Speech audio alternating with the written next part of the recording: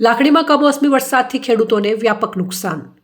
લાખણી સહિત વાવ થરાદ જિલ્લામાં કમોસમી વરસાદથી તૈયાર પાકો બગડી જતા ખેડૂતોને મોટું નુકસાન થયું છે। તેથી કુદરતી આફત સામે લાચાર ખેડૂતનું દર્દ છલકાઈ ઉઠ્યું છે। મોંઘા બિયારણ, ખાતર, દવા અને કુદરતી આફતો સામે રાત દિવસ લડી ખેડૂતો જ્યારે પાક તૈયાર કરે છે ત્યારે આવા કમોસમી માવઠાના લીધે ખેડૂતોની સંપૂર્ણ મહેનત માવઠાના રૂપી પાણીમાં તણાઈ જાય છે। સતત કમોસમી વરસાદથી મગફળી, કપાસ સહિતનો તૈયાર પાક બગડી ગયો છે।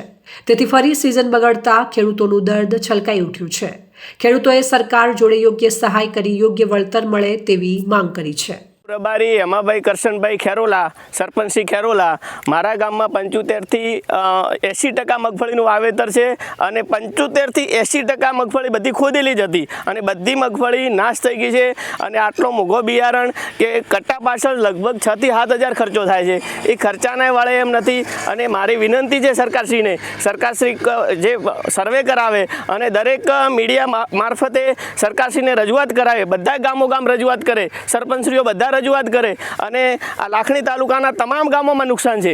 મારા એક ગામ નથી, બિયારણને વળે એમ નથી, ચોથે ભાગે જે ભાગ્યા છે એમની બિચારાને મજૂરીને વળે એમ નથી અને સરકારશ્રીને વિનંતી છે કે સર્વે કરાય અને સાચા ખેડૂતને પોતાનો હક મળે અને એના માટે સર્વે કરી અને સહાય જેટલી આપે એટલી ઓછી છે। અત્યારે તો ખેડૂતો રોવાના વાળા આવ્યા છે, ખેડૂતને બિચારાને આગળ પણ આવી રીતે પરિસ્થિતિ થયેલી છે, બાજરી વખતે બી થયેલી છે।